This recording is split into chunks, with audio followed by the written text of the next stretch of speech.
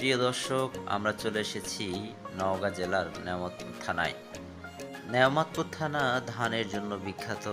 তাই আমরা ধান খেতে চিরসবুজ ধান ক্ষেতের সৌন্দর্য তুলে ধরতেই আমরা এসে হাজির হয়েছি নেয়ামতপুর থানায়। এখানকার পরিবেশ খুব সুন্দর ও মনোরম। সুমিষ্ট বাতাস, তেমনই রয়েছে বাতাসের মৃদু মৃদু ধ্বনি। চিরসবুজ ধান ক্ষেত যেন কৃষকের মনে স্বপ্ন জাগায়, আশার আলো দেখায়। তাই তো কৃষকের এ ক্ষেতকে ঘিরে এত স্বপ্ন, এত জল্পনা কল্পনা, কখন আসবে সোনালী ধান ঘরে। তাই তো প্রিয় দর্শক, চলুন কৃষকের সবুজে শ্যামল ভরা ধান ক্ষেত পরিদর্শন করে আসি।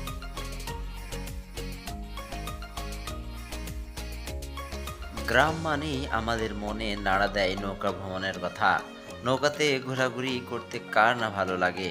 নৌকা যেন আমাদের ভালো লাগার একটা বাহন। গ্রাম মানে আমাদের একটি কথা বিশেষভাবে স্মরণ করিয়ে দেয়, জেলেদের মাছ ধরা। জেলেরা মাছ ধরলে আমাদের মাছ ধরা দেখতে কত না ভালো লাগে। জেলেদের মাছ নিয়ে জীবিকা আহরণ করে, জেলেরা জীবন ধারণ করে মাছ বেচে। তাই তো আমরা জেলেদের শ্রদ্ধা করব। তাই তো আমরা এখন দেখব জেলেদের মাছ ধরার সুন্দর দৃশ্য।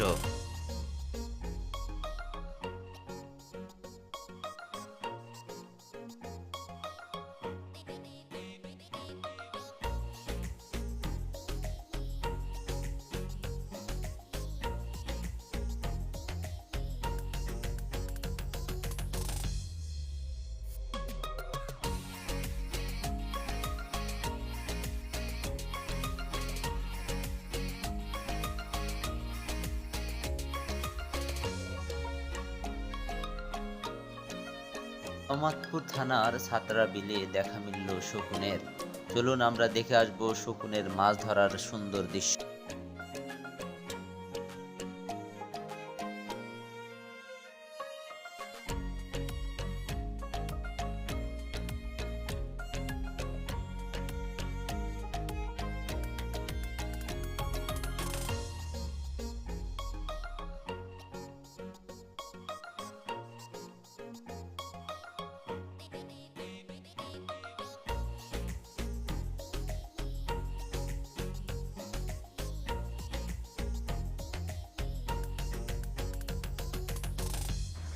চিরসবুজ গাছ আর স্থির পানির ঢেউ যেন এই বিলের সৌন্দর্যকে আরো বাড়িয়ে তুলেছে। যেমন রয়েছে পানির নিস্তব্ধতা, তেমনি চারিপাশে রয়েছে চিরসবুজ গাছ।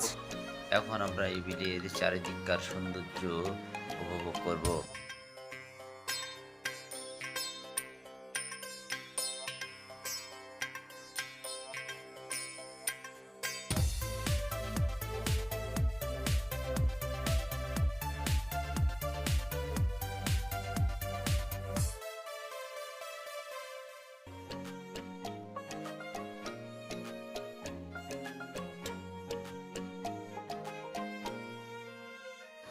এ বিলের পাড়ে রয়েছে জবা ফুলের অসংখ্য গাছ। জবা ফুলের ফুলগুলো যেন এই বিলের সৌন্দর্যকে আরো বহুগুণ বাড়িয়ে তুলেছে। যেমন ফুলগুলোর সৌন্দর্য, তেমনই বিলের সৌন্দর্য। তাই আমরা এখন উপভোগ করব জবা ফুলের সৌন্দর্য। এক একটি গাছে যেন অসংখ্য জবা ফুল ধারণ করে রয়েছে গাছগুলো। জবা ফুলগুলো গাছগুলোকে আরো সৌন্দর্যের আকর্ষণীয় করে তুলেছে।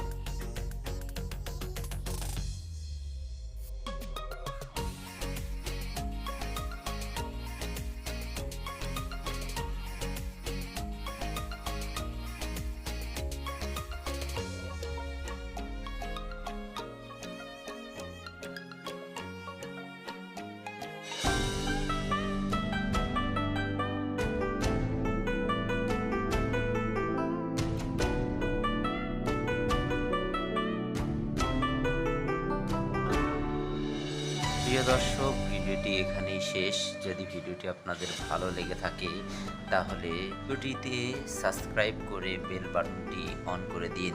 আর বেশি বেশি শেয়ার করে ভালো ভিডিও করাতে উৎসাহিত করুন। আসসালামু আলাইকুম প্রিয় দর্শক, আল্লাহ হাফেজ।